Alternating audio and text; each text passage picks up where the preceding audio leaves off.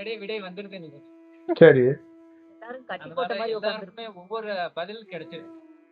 ஒரே ஒரு பதில் தான், ஆனா அது எல்லாருக்குமே கிடைக்கிறதுக்கு பதிலா இருக்குது. இல்ல இங்க இருக்கிற எல்லாருக்குள்ளயும் ஒரே ஒரு விஷயம் தாங்க. நம்மள உணர்ந்துட்டோம்னா நம்ம எவ்வளவு பெரிய மொக்கையான வாழ்க்கையை வாழ்ந்துட்டு இருக்கிறோம், எவ்வளவு பெரிய தவறான ஒரு வாழ்க்கையை வாழ்ந்துட்டு இருக்கோம்னு சத்தியமா நம்ம அந்த வாழ்க்கையை கொண்டாடிட்டு வர இருக்கிறோம். நம்ம வாழ்ற வாழ்க்கையே அதை நீங்க ரொம்ப ஃபீல் பண்ணிக்குங்க. என்னன்னா நம்ம நம்ம வாழ்க்கை நம்ம முறை இது இல்லைங்க. நீங்க நீங்க வாழ்ற வாழ்க்கை இது இல்லை. அது நான் சொல்றேன்.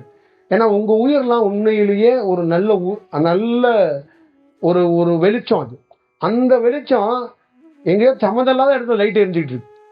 அதுதான் ஒரு ஒரு ஒரு ஒரு ஃபீல், வேற ஒன்றும் இல்லை. அப்ப அது பெரிய அது என்னன்னா பிறருக்கு வெளிச்சம் கொடுக்க வேண்டாம், தனக்கு தானே வெளிச்சம் கொடுத்துக்கிட்டுங்கிறதா நான் சொல்றேன். அவ்வளவுதான் அந்த விஷயம். ஒரு உடல் கொண்டு சுகத்தை கொடுக்க ஒரு பெண்ணோ ஒரு ஆணோ வரல. ஆனா அந்த உயிரை கொண்டு பிறருக்கும் வெளிச்சம் தனக்கும் வெளிச்சத்தை கொடுக்க வந்தவங்க தான் நீங்க எல்லாம். ஆனா எந்த வெளிச்சத்தையும் கொடுக்க முடியாம போயிடுறீங்கிறதா வருத்தம். கடைசி வரைக்கும் அவங்க இந்த டீப் லைட்டு குண்டு புல் வெளிச்சத்தோடய பார்த்துட்டு போயிடுறீங்க. இதுல வேற கார்த்திகத்துல ஏதாவது அகல் விளக்கு வெளிச்சத்தை பார்த்துட்டு போயிடுறீங்கிறதா வருத்தம். அப்ப உங்க வெளிச்சத்தை நீங்க பார்க்க மாட்டீங்க அப்படிங்கிறது தான் ரொம்ப ரொம்ப ஒரு ஃபீலான ஒரு ஒரு எமோஷன். அப்போ ஒருத்தருடைய தனிப்பட்ட முறையில என்ன மாதிரி ஒருத்தருடைய ஏக்கம் ஃபீல் என்னன்னா, எனக்குள்ள தியானங்கிறது முக்கியம் இல்லை, உனக்குள்ளேயும் தியானம் இருக்கணுங்கிறது தான் முக்கியம். எனக்குள்ள வெளிச்சங்கிறது முக்கியம் இல்லை, உனக்குள்ளேயும் வெளிச்சம் இருக்கணுங்கிறது தான் முக்கியம். அப்ப நான் செல்ஃப் ரியலைசேஷன், நான் தன்னை உணர்றது, நான் அமைதியா அப்படி மௌனமா பயணிக்கிறது இல்லை, மக்களுங்க பயணிக்கணும்.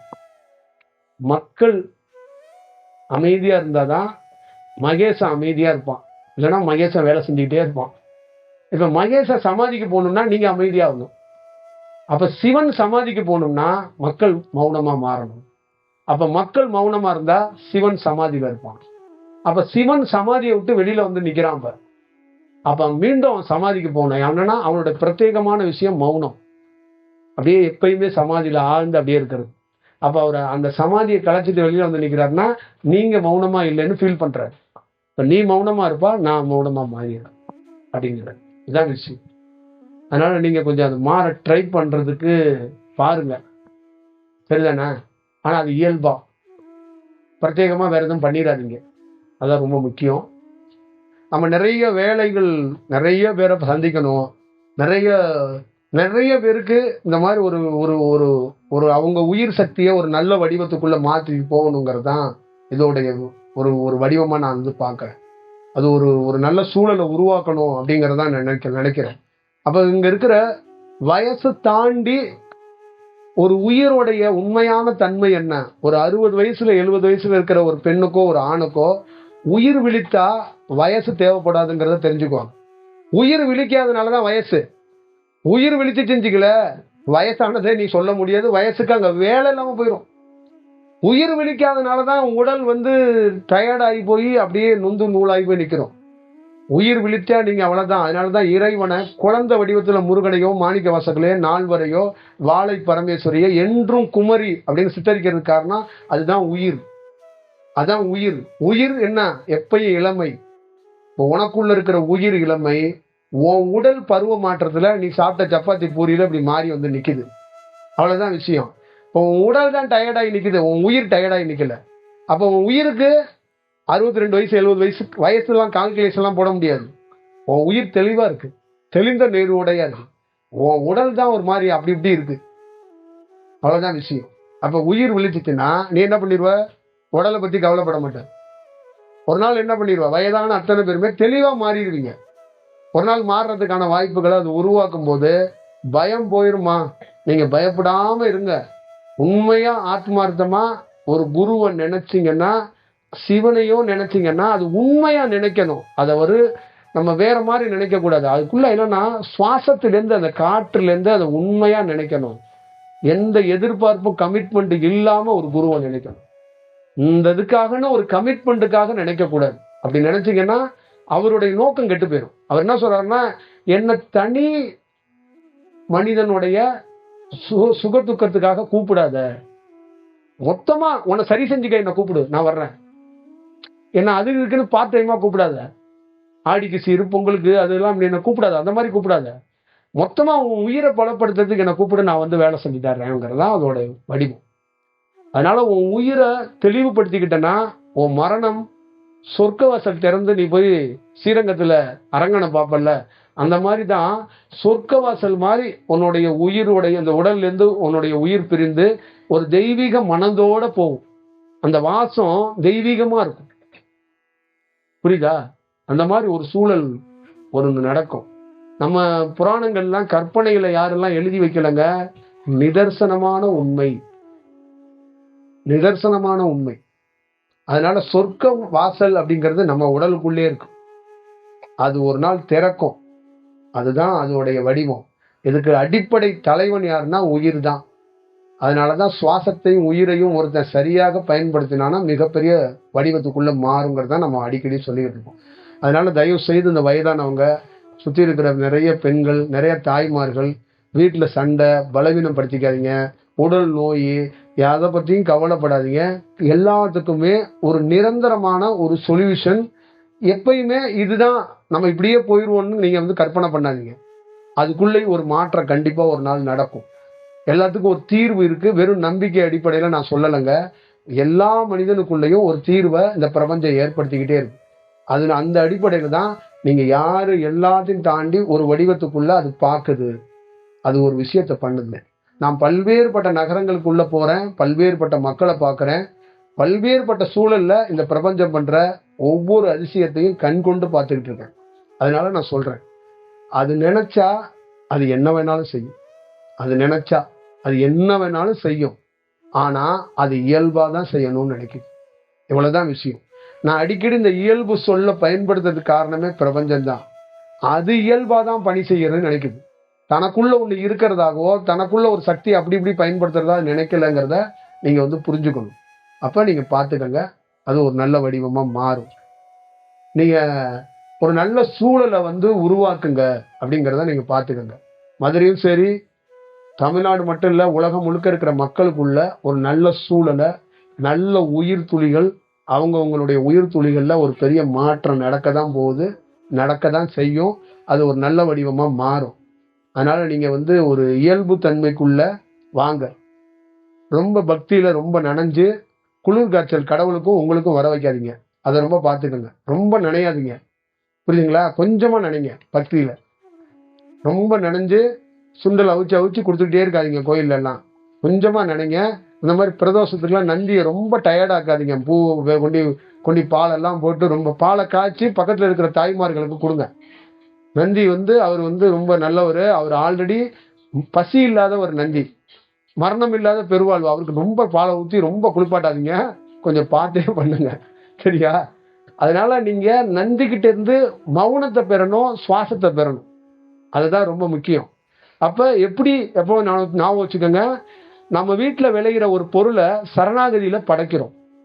ஒரு மலர், அந்த மலரை எடுத்துட்டு போய் அந்த மலரை கொண்டு போய் அங்க போய் வைக்கும்போது அந்த இறைவனாகப்பட்டவர் என்ன பண்றாருன்னா, மலரை சூடிக்கொள்வதில்லை, அந்த மலர்ல இருக்கிற காற்றை சூடிக்கொள்கிறார்.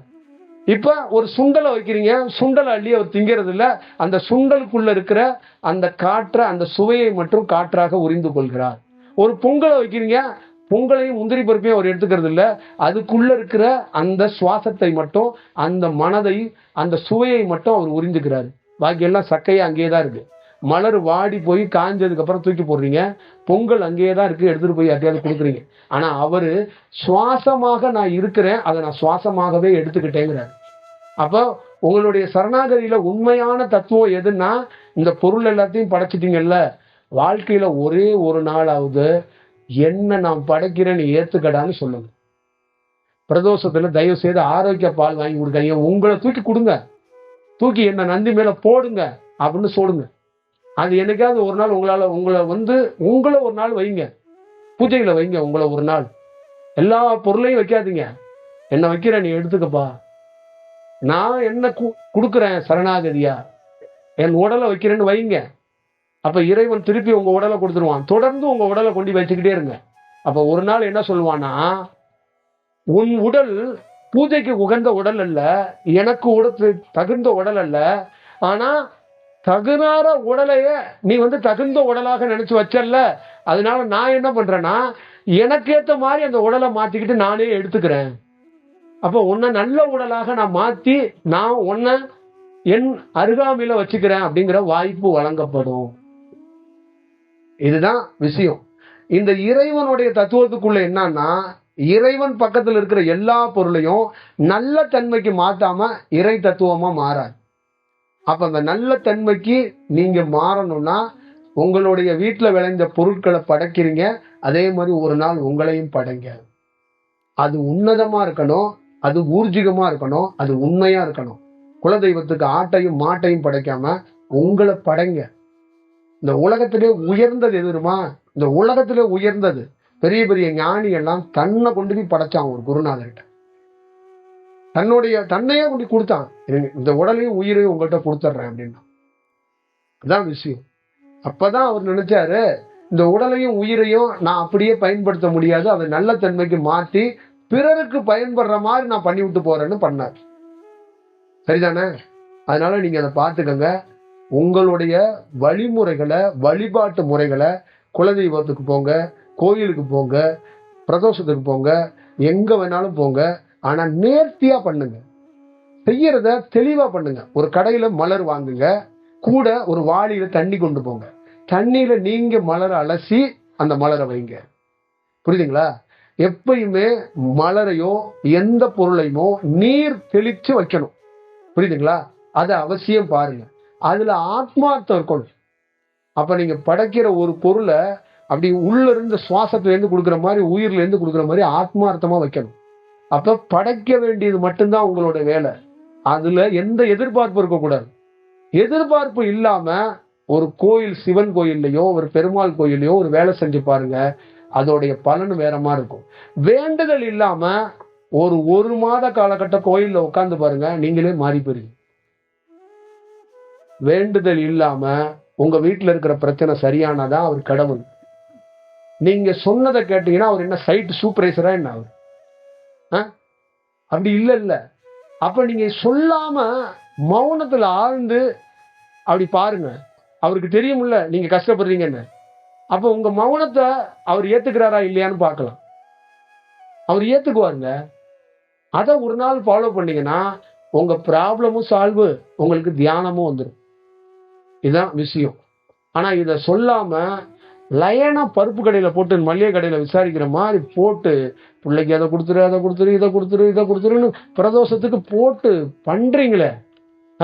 ஒரு 4-5 அகல் விளக்கு பாவம் உங்கள்கிட்ட மாட்டிக்கிச்சு, அது ஒரு 10 திரி எடுத்துக்கிறீங்க, ஒரு 1/4 லிட்டர் எண்ணெய் எடுத்துக்கிறீங்க, ஒரு கும்பலா ஒரு 7-8 பேர் பெண்கள் சேர்ந்துக்கிறீங்க, போட்டு விளக்க போட்டு அந்த கோயில ஒரு உண்டு இல்லைன்னு ஒரு வழி பண்ணிட்டு தான் வர்றீங்க. உங்களுடைய கஷ்டத்தை அழுது புளிஞ்சு ஒரு எலும்புச்சம்பளத்தை புளிஞ்சு விடுவாங்கல்ல, அந்த மாதிரி ஒரு மாதிரி புளிஞ்சு அந்த கருவறையே டயர்டாக்கிட்டு வந்துடுறீங்க. நான்லாம் நிறைய இடத்துக்கு போகும்போது பார்த்தா அந்த இடமே மிதந்துகிட்டு இருக்கும். என்னன்னு மிதந்துட்டு பார்த்தா ஒரு 10 பேர் இந்த மாதிரி இப்போதான் ஒரு வேலையை பார்த்துட்டு போறது தெரியும். அந்த மாதிரி எல்லாம் பண்ணாதீங்க. ஒரு இயல்புக்குள்ள வாங்க. அதுதான் நான் சொல்லி தர்றேன் உங்ககிட்ட. கோயிலுக்கு யாரையும் போக வேண்டாம், வழிமுறை செய்ய வேண்டாம்னு சொல்லல. அதை உணர்ந்து செய்யுங்க, உணர்ந்து பண்ணுங்க. அது உங்களை ஒரு நல்ல வடிவத்துக்கு மாற்றும், ஒரு நல்ல சூழலுக்கு மாற்றும். அதை கொஞ்சம் அவசியம் பார்த்துக்குங்க. பிரதோஷம்லாம் ஒரு நந்தி சிவன்கிறது ஒன்றும் இல்லாத வெற்றிடத்துக்கு ஒரு மனிதன் வெற்றிடமா மாறணும் அப்படிங்கிறதுக்கு சாட்சி. வடலூர்ல ராமலிங்க சுவாமி ஒரு இடத்துல ஒன்றும் இல்லாத வெற்றிடமா இருக்கிறார் பாருங்க. அதை சொல்றாங்கல்ல, அந்த வெற்றிடம் தான் நந்தியும் சிவனும். அந்த வெற்றிடத்துக்கு மாறணும்னா எண்ணம் இல்லாம போகணும். அப்ப எண்ணம் இல்லாம போகணும்னா நீ அங்க எண்ணம் இல்லாம நிக்கணும். நீயே பெரிய பேச்சாளரா நின்னா, சொற்பொழிவு ஆத்திக்கிட்டே நின்னா, எனக்கு சுகர் இருக்கு, அது இருக்கு, இது இருக்கு, இது இருக்கு, இது இருக்குன்னு போட்டுட்டே இருந்தேன்னா அங்க என்ன ஆகும்? மீண்டும் மீண்டும் மீண்டும் எண்ணம் உருவாக்கிட்டே இருக்கும். அதனால அது தயவு செய்து அதெல்லாம் தவிருங்க. கோவில் மௌனத்தை கற்றுக் கொடுக்கும். கோவில் மௌனத்துக்குள்ள இருங்க. கோவிலுக்குள்ள எதையும் கேட்காதீங்க, எதையும் வேண்டாதீங்க. படைக்கணும்னு விருப்பப்பட்டா எந்த மலரை வேணாலும் வாங்கி நீர்ல கழுகி கொண்டு போய் வச்சிருங்க. அது ஆத்மார்த்தமா வச்சுட்டு பேசாம உட்காந்து. இதுல எந்த பெருமிதமும் உங்களுக்குள்ள வேண்டாம். நீங்க படைக்க வேண்டியது உங்களுடைய கடமை, படைச்சிட்டீங்க, உட்காருங்க. அது பார்த்துக்குவாங்க, தானா நடக்கும். புரியுதுங்களா? வாய்ப்பு இருந்துச்சுன்னா எப்பயுமே சந்திரன் சூரியன் மாதிரி ஆளுங்களை பாருங்க. புரியுதுங்களா? செவுத்துல இருந்திருக்க சூரியனை பார்க்க சொல்லல, மேல ஆகாயத்துல இருக்கிற சூரியனை பாருங்க. காலையில பாருங்க. அவசியம் பௌர்ணமியில நிலவை பாருங்க. இதெல்லாம் ஒரு தடவை உங்க வாழ்க்கையில பாருங்க. உங்களை ஒன்றும் வணங்கலாம் சொல்ல, பாருங்கன்னு தான் சொல்றேன். இதெல்லாம் உங்களோட ரொம்ப நெருக்கமா கனெக்ட் ஆனவங்க இவங்கெல்லாம், உங்க உறவு மாதிரி இவங்கெல்லாம். அதனால நீங்க கொஞ்சம் அதை பார்த்துக்கங்க. சாப்பிடுங்க, சாப்பிட்டு நல்லபடியா ஒரு சூழல்ல போங்க.